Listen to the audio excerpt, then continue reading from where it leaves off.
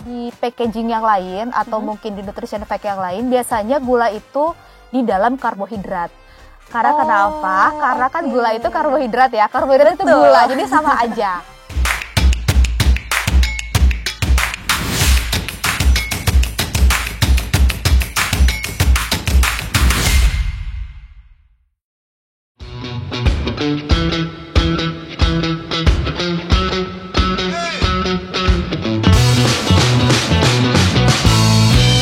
Halo semuanya, selamat datang di Prasmul Insight bersama saya Cinta Asnawi yang akan menjadi host di episode kali ini. Nah, di episode kali ini pembahasan tuh agak ngeri-ngeri sedep ya, karena hari ini kita bakal bahas tentang satu penyakit yang mungkin orang-orang tuh taunya penyakit ini diderita sama orang-orang yang udah lanjut usia. Tapi ternyata kita dapat data bahwa tahun ini penyakit ini tuh bukan hanya diderita sama orang-orang yang udah lanjut usia, tapi juga diderita sama balita. Nah, mungkin ini pembahasannya akan lebih deep lagi. Kita akan gali lebih dalam tentang penyakit ini, yaitu penyakit diabetes mellitus. Oke, nah biar lebih deep lagi pembahasannya tentang topik ini dan juga lebih ilmiah lagi, pastinya hari ini saya nggak sendiri ya, karena saya ditemani sama Bu Winnie. Ya, halo Cinta. Halo Ibu Winnie. Nah, Ibu Winnie ini merupakan dosen dari School of Science, Technology, Engineering, and Mathematics di Universitas Prasetya Mulia dan dari jurusan Food Business Technology ya Ibu ya? Betul sekali. Oke, nah Bu Winnie sendiri apa kabar Ibu hari ini? Baik banget Cinta. Baik. Gimana kabarnya Cinta? Baik juga Ibu. Okay. Nah mungkin bacain sedikit kali ya tentang Bu Winnie ini. Jadi Bu Winnie itu adalah dosen di jurusan yang udah tadi saya bilang yaitu Food Business Technology. Dan juga Ibu ini menjabat sebagai manajer riset multidisiplin di Universitas Prasetya Mulia ya Ibu. Betul. Ya. Nah, sebelumnya juga Ibu ini udah menamatkan pendidikan di teknologi pangan dari Unpad dan juga IPB. Betul ya Bu ya, keren sekali nih. Nah, selain itu Bu ini juga punya pengalaman bekerja selama 3,5 tahun di dunia industri pangan sebagai quality assurance. Betul ya Bu ya. Dan saat ini punya concern di bidang penelitian food safety terutama mengenai gula merah dan turunannya. Wow, pas banget ya dengan pembahasan kita kali ini ya Bu ya. Jadi langsung aja sebelum kita lanjut ke pembahasannya, aku mau ada beberapa headline berita dulu nih yang bakal ditampilin terkait dengan topik dan keprihatinan kita kali ini. Oke, menurut data dari CNBC Indonesia, Ikatan Dokter Anak Indonesia itu menyebut bahwa di tahun 2023, kasus diabetes pada anak itu meningkat hingga 70 kali lipat dari 2010 tahun lalu. Nah, selanjutnya juga nih ya, masih dari CNBC Indonesia, data Ikatan Dokter Anak Indonesia itu mencatat bahwa hingga 31 Januari 2023 kemarin, ada sekitar lebih dari 1.600 anak di Indonesia yang mengalami penyakit diabetes ini nih Bu. Dan data ini tuh tercatat berasal yang kebanyakan itu dari kota-kota besar di Indonesia seperti Jakarta dan Surabaya. Oke, nah selanjutnya kita juga punya data nih ya, masih dari BBC News, ini kasus diabetes anak itu sangat mengkhawatirkan saat ini. Dan imbasnya itu adalah karena makanan minuman yang tidak sehat ini masih mudah dijangkau oleh anak-anak ini ya, dan pastinya regulasi saat ini tuh belum cukup melindungi kasus diabetes ini untuk pengurangannya.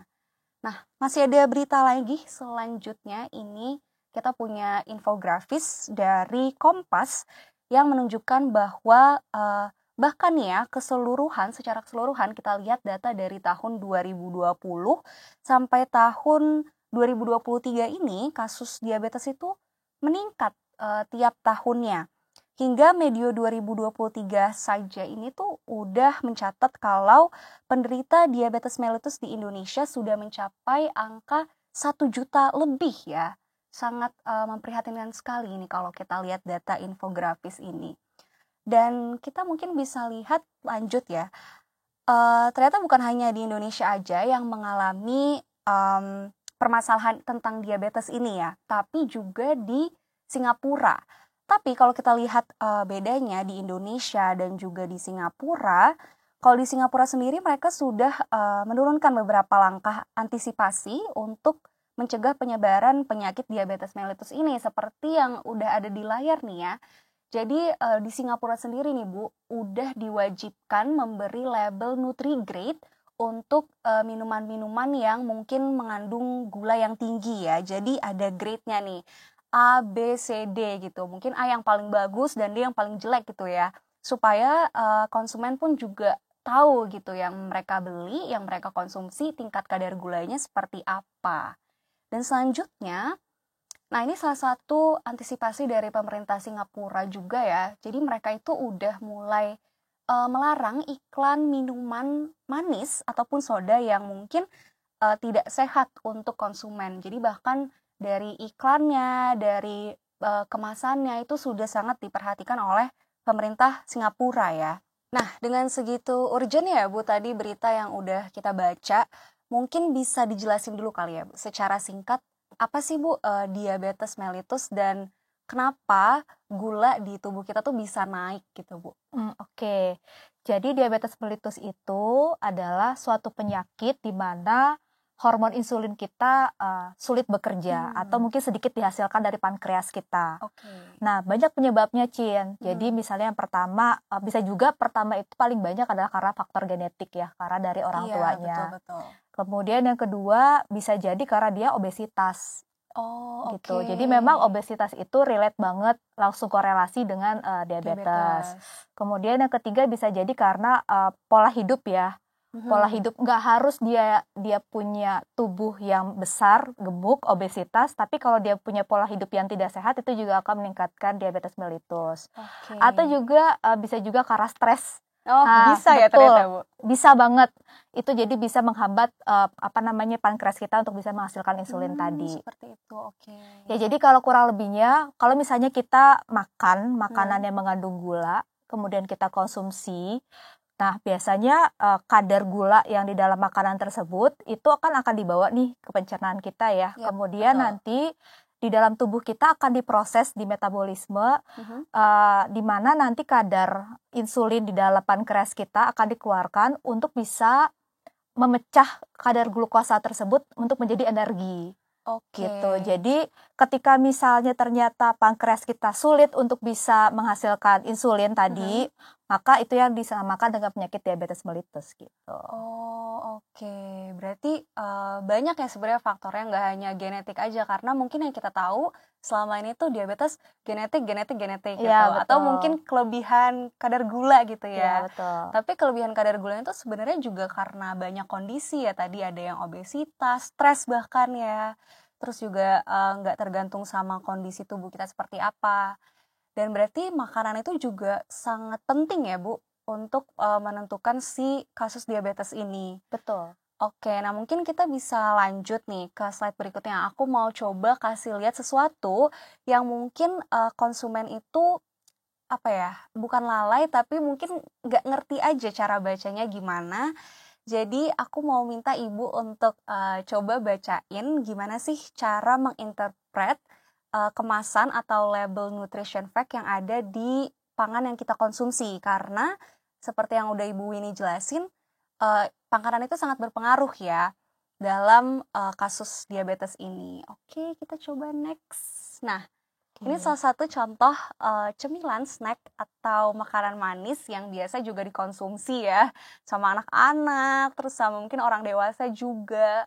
Aku juga sering mengonsumsi ini gitu. Mungkin kita bisa baca apa sih makna di balik informasi gizi atau nutrition fact yang ada di kemasan ini.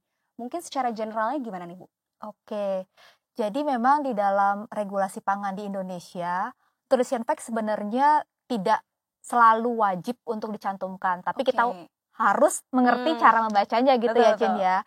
Nah, untuk nutrition fact ini kita bisa dilihat dulu dari mulai takaran saji. Biasanya di setiap nutrition fact itu ada. Jadi takaran saji tulisannya di sana adalah 9,5 gram satu bungkus per satu saset. Jadi di sini kita bisa tahu bahwa di dalam satu bungkus itu nggak cuma ada satu produk, nggak cuma ada satu makanan ya, tapi dia juga ada beberapa saset. Nah, di sini kita lihat lagi di kalimat yang kedua, 10 sajian per kemasan. Oh, ternyata di dalam package ini ada 10 kemasan atau 10 saset gitu ya, per kontainer sebutannya atau per package. Nah, kemudian kita lihat lagi jumlah persajian atau amount per servingnya, bahwa ternyata dalam satu saset ya, ini kita lihatnya satu saset bukan satu package, itu dia punya energi total adalah 45 kilokalori.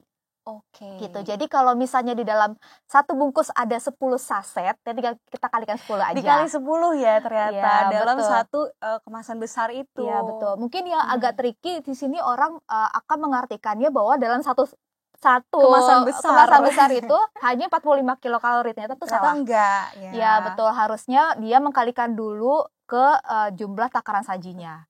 Nah, kemudian itu ada energi dari lemak. Oh, ternyata ada 20 kilokalori. Tapi mungkin yang kita akan highlight di sini adalah ternyata biasanya di orang dewasa dia membutuhkan kilokalori dalam satu harinya adalah 2150.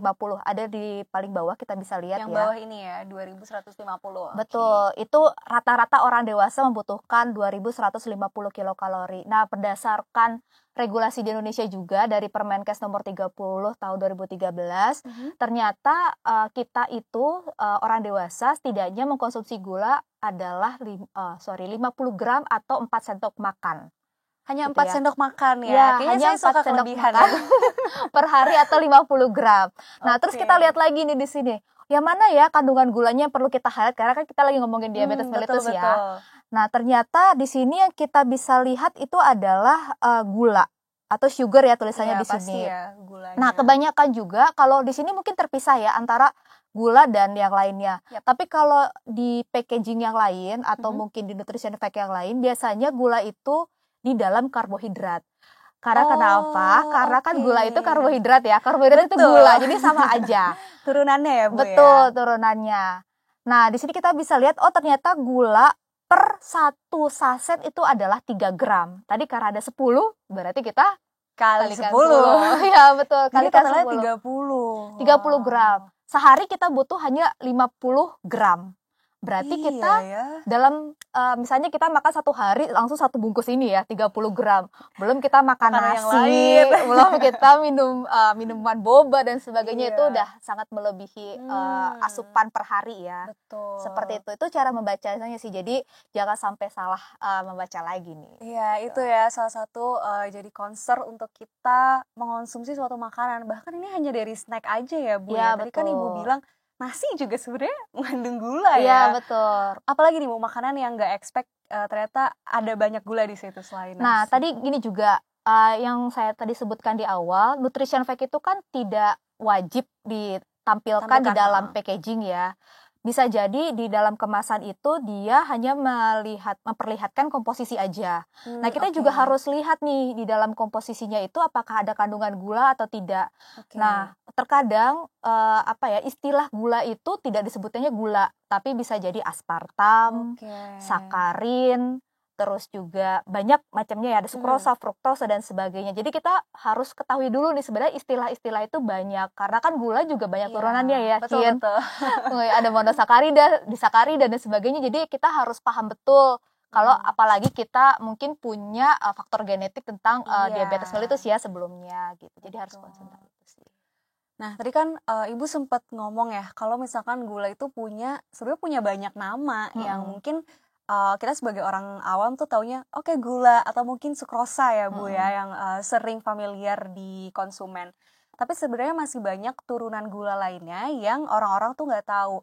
Jadi mungkin Ibu bisa jelasin kali ya secara general turunan gula itu apa aja sih Bu, dan mungkin gimana cara kita menganalisis kadar gula yang ada di dalam pangan kita, dan mungkin Ibu juga bisa classify ini gulanya sehat atau enggak, karena kan ada yang gula berdasarkan base-nya tuh kimia, ada juga yang natural ya Bu ya. Oke. Jadi mungkin kita lihatnya dari sini dulu ya. Gula itu kan ada gula monosakarida, ada disakarida, ada juga polisakarida.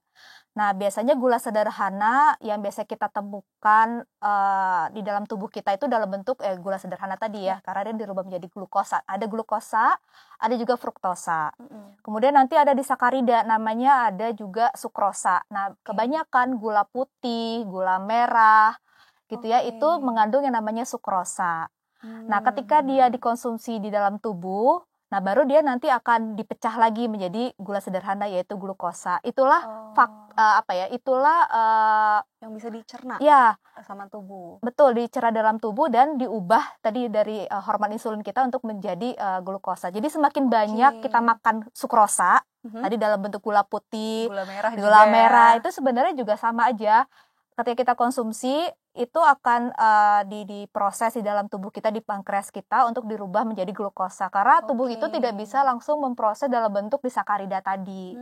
Betul. Gitu. Nah, mungkin yang jadi concern itu aja kali ya, biar yang lainnya juga nggak bingung. Cuman kalau misalnya dibilang kan buah juga ada gulanya gitu ya. Iya. Nah, kalau disebut dengan gula buah, kita sebutnya sebagai fruktosa atau gula disakarida.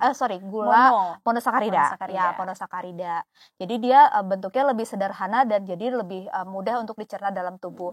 Cuman gini, yang jadi highlightnya adalah kalau misalnya gula fruktosa itu dia kan sudah gula sederhana nih. Jadi walaupun dia itu di dalam tubuh itu dia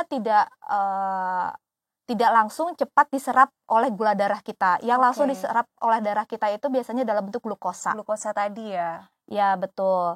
Nah, biasanya fruktosa itu dia mempunyai yang namanya peranan untuk bisa meningkatkan lemak di dalam darah. Makanya kalau misalnya mungkin Cinta pernah dengar orang makan sayuran-sayuran atau buah-buahan tertentu dia bisa menyebabkan asam urat karena memang lemaknya tinggi dari ketika dia makan makanan sayur ataupun buah yang mengandung fruktosa tadi. Tapi lah kita nggak ke sana ya, nggak ke asam urat, kita baliknya ke gula lagi. Jadi selain tadi kita balik lagi ke gula putih, gula merah. Jadi kalau misalnya kita makan makanan yang mungkin misalnya yang paling sering kita temukan, mungkin kita bisa bilangnya sehat seperti smoothies, jus buah, tapi ketika dia sudah ditambahkan gula putih, gula merah yang notabene adalah tadi sukrosa, kan itu harus diproses dulu nih di dalam tubuh supaya dia bisa dipecah lagi menjadi glukosa. Nah, kalau misalnya kita terlalu banyak mengkonsumsi tadi yang si sukrosa tadi, kan tubuh juga harus ekstra kerja keras kan untuk bisa mengubahnya menjadi glukosa. Nah, itu yang mungkin tidak disadari oleh kita kalau misalnya ternyata kita makan makanan yang dibilang sehat tapi kalau di dalamnya masih ada gula-gula itu yang dalam bentuk sukrosa, itulah yang bisa menyebabkan diabetes mellitus tadi gitu. Karena terlalu banyak ya. Iya, sebenarnya tuh baik ya Bu, oke aja, cuman kalau misalkan ya tadi kadarnya terlalu banyak, jadi tubuh tuh harus kerja ekstra untuk ngubah itu jadi glukosa.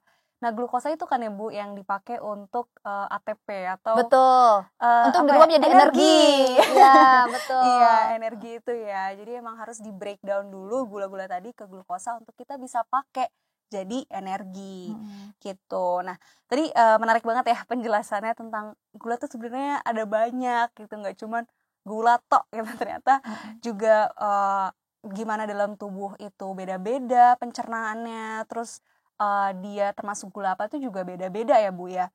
Nah, mungkin kalau misalkan kita belajar tentang nutrisi nih ya, gimana sih Bu cara kita bisa menganalisa kadar gula dalam pangan? Mungkin salah satu contohnya ini ya tadi.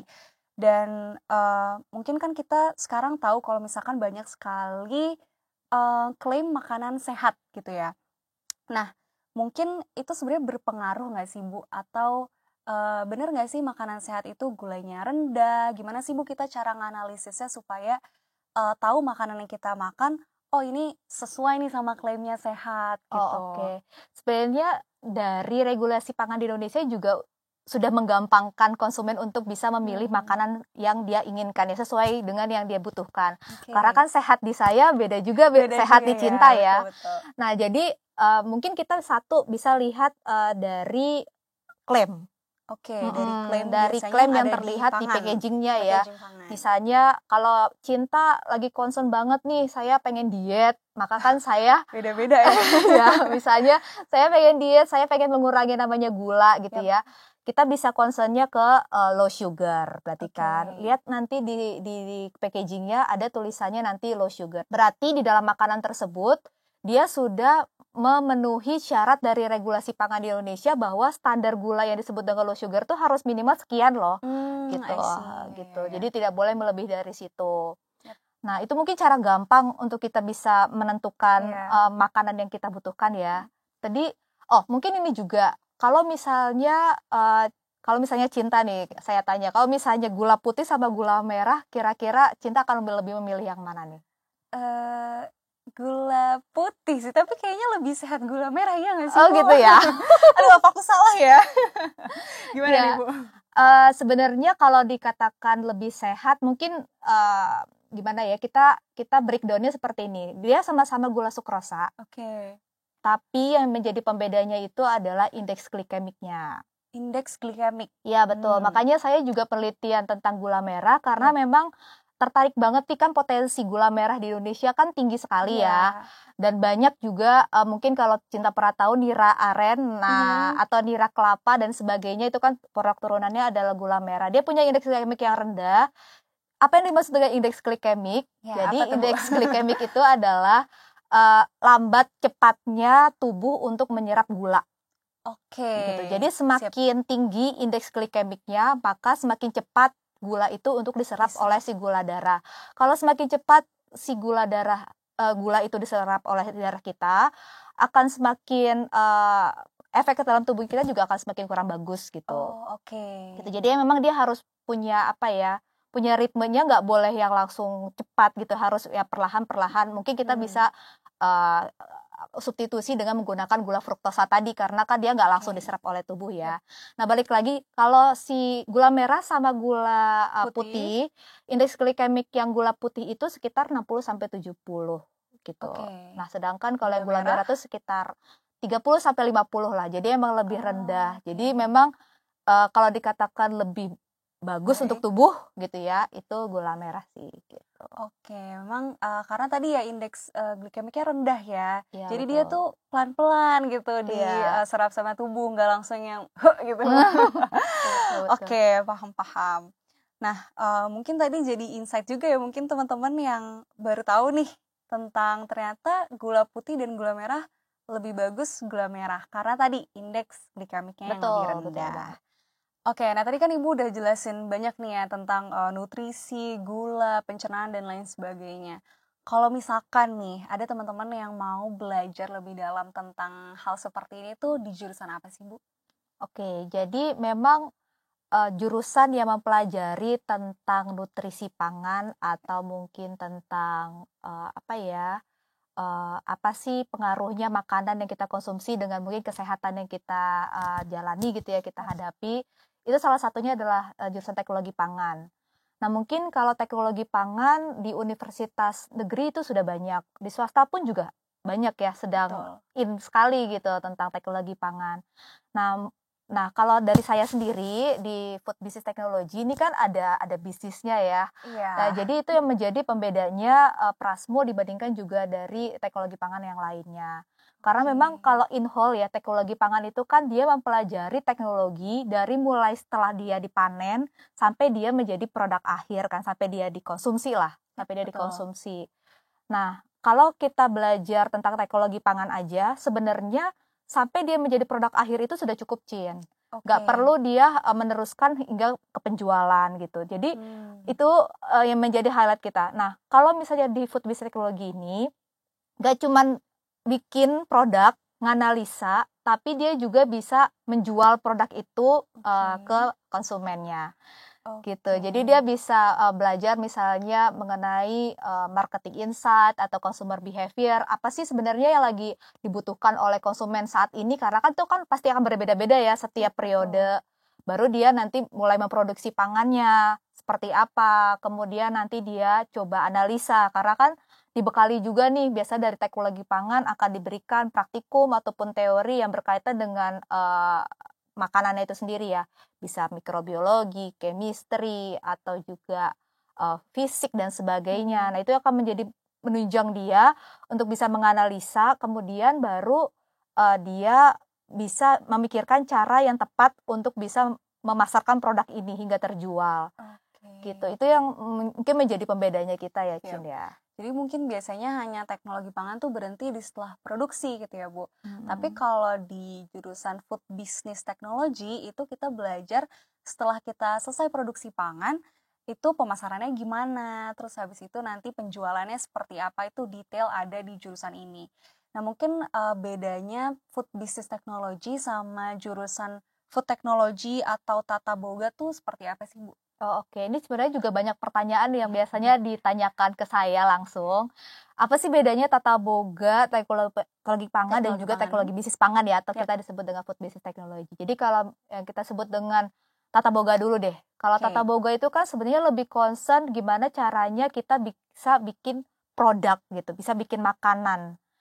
Nah, entah dia misalnya bikin makanannya itu yang terlihat enak dirasa, enak dipandang, pokoknya dia itu terlihat enak buat di sensori kita.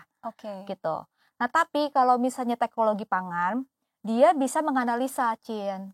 Dia bisa menganalisa kandungan, komposisi. Nah, keluarnya nutrition fact itu kan berdasarkan hasil analisa. Nah, betul. kalau tata boga dia nggak bisa nganalisa, dia hanya bisa bikin produk aja. Tapi kalau di teknologi pangan dia bisa menganalisa tadi mikrobiologi, chemistry, apalagi ya, sensori pun juga bisa dan sebagainya. Nah, bedanya tadi teknologi pangan dengan teknologi bisnis pangan atau food business technology tadi karena ada bagian bisnisnya.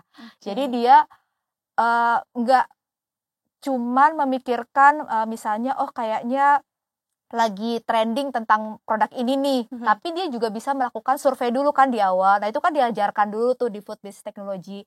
Gimana ya caranya saya bisa mendapatkan survei yang tepat, responden yang tepat, supaya nanti produknya itu bisa dijual dengan konsumen atau targeting pasar yang tepat juga. Kalau untuk produksinya, analisanya sama sih saya rasa ya, karena kan memang kurikulum yang dipakai di Prasmul itu juga mengikuti kurikulum yang dipakai juga di nasional di Indonesia. Nah, kemudian baru setelahnya kan dijual ya. Dijual juga harus penuh pengetahuan yang cukup, yang layak.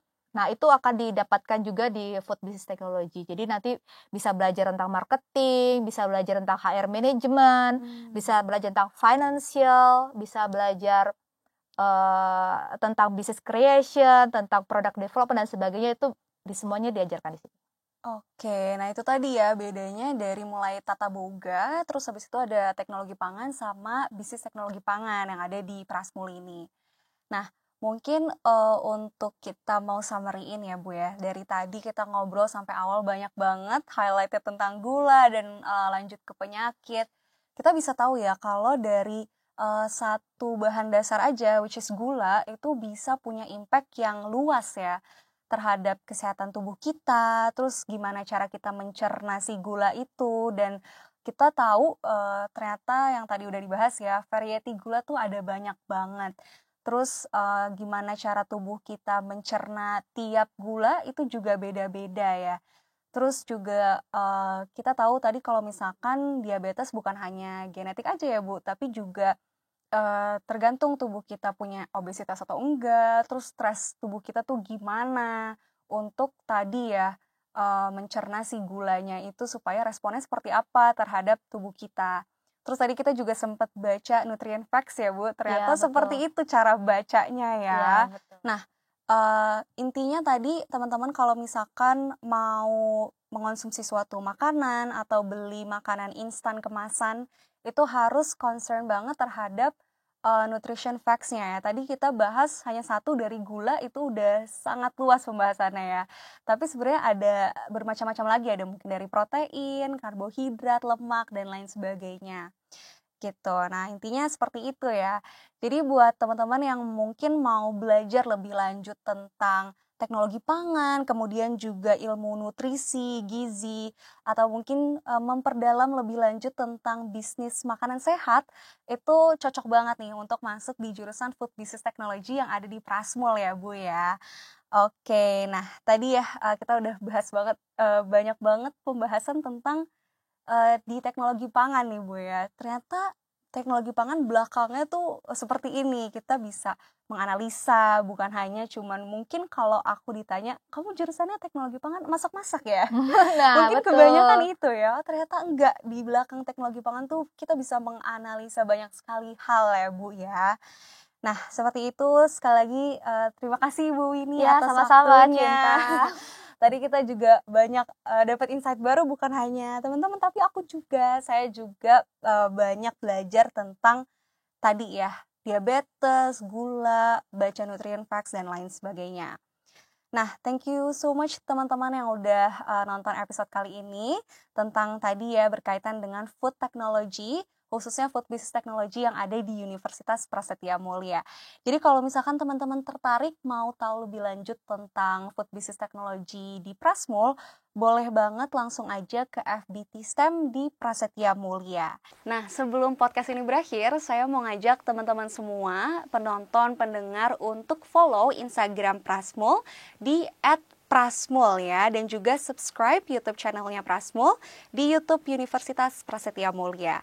Oke, nah supaya teman-teman juga nggak ketinggalan info, karena banyak sekali pastinya info-info yang akan di-share di media sosial tersebut. Nah, terakhir saya Cinta Asnawi, terima kasih sudah mendengarkan. Sampai jumpa teman-teman.